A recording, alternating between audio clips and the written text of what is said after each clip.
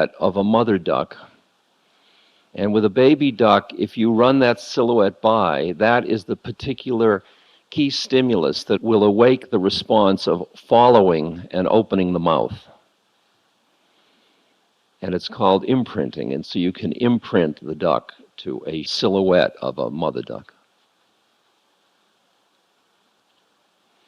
So there are certain very deep patterns, whether they're psychologically learned or karmic or astral in terms of your astrology, whichever level you want, there are a set of factors in you that are like a lock waiting for a key to open it, but the key must fit into that lock. It must be a certain pattern or concatenation of factors. Like the fact that I could open to my guru, I am sure had something to do with my relationship to my father. You think, well, the spirit is the spirit and psychological is psychological, but all of your psychological conditioning prepares you to be attracted to certain methods or certain paths or to certain people.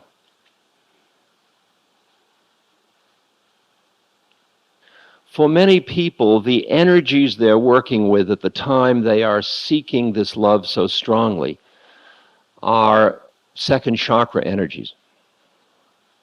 Energies of desire, of sexual desire, of desire for union that is relational, and the energy gets into that pattern. And you associate making love as a vehicle to coming into love. So you're going along as a little lock waiting for key, and along comes a shadow of lover, and like a little duckling you turn and you start to walk after it. It just happened to be the particular pattern that turned you on, that opened you up, that did it. And you say, I think I'm in love with him or with her. See, that's the key right there. Not I think I'm in love, I think I'm in love with her or with him. And if you're lucky, your key unlocks her or his lock, and his key unlocks your lock, or her key unlocks your lock. So you get into you love me, I love you, here we are. And it's incredible. Because through this dynamic, you have opened to the place. It's like the triangle. It's like what Bly talks about as the two people together are feeding something that they don't even know. They're feeding the unitive space behind the dualism. They're feeding the quality of love. And when they're together, they touch it.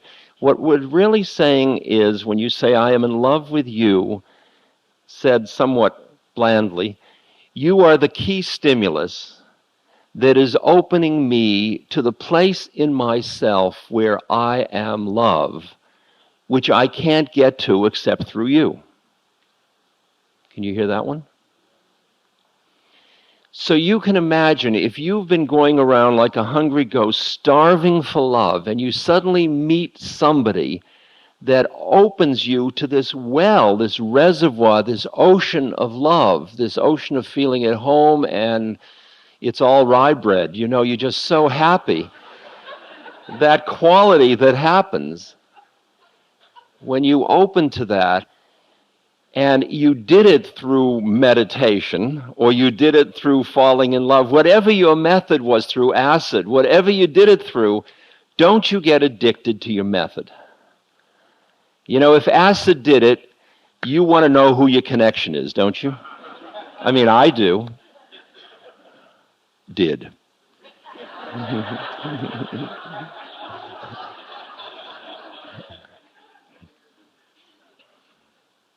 Do.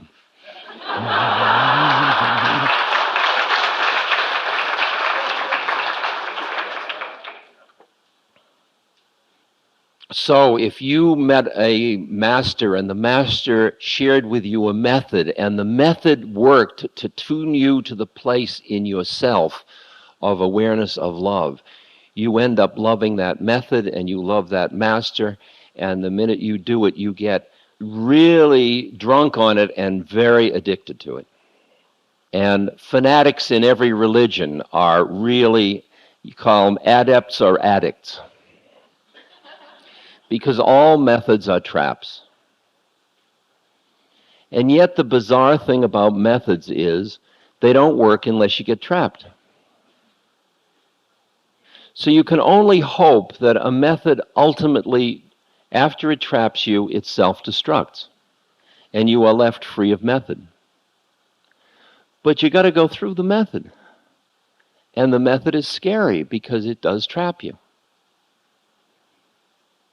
And the path of love is where you open to that quality, but the method that opened you when you're hungry is usually another person, and then you get very attached or addicted to being in the presence of that other person, and then starts the fear that that person is going to die or leave you or won't be around, and then you get jealous and possessive, and on it goes, and you just keep creating a hell realm around the addiction to the vehicle for coming to love.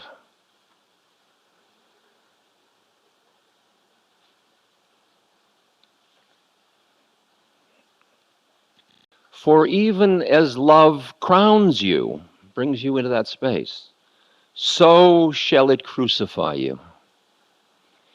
Even as love is for your growth,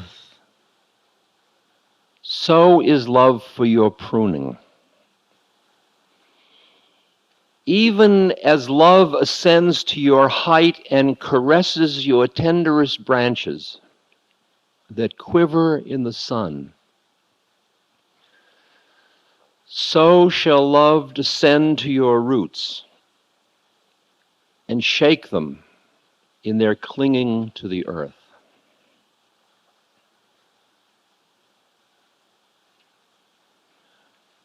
And this one from Farid Uddin Attar. To enter the valley of love, one must plunge wholly into the fire. Yes, one must become fire itself, for otherwise one cannot live there.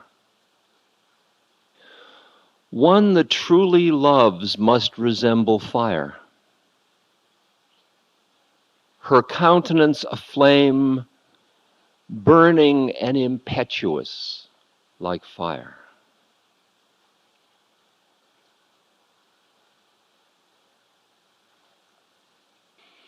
Now let me show you where the problem is. This is from Hazrat Inayat Khan. The lover that leans upon the beloved's response, his love is like the flame that needs oil to live. But the lover who stands on her own feet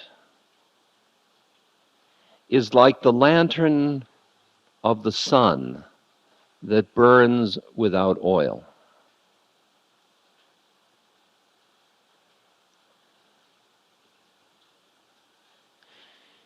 It is because of the way in which one closed down in development that one ends up hungry. Because the mind has veiled the heart from its boundless merging with everything in the universe. And we are like in a prison room, and when we fall in love with somebody, it takes us out into the sunlight again. We come back into the place of ourselves where we feel at home, safe, and loving.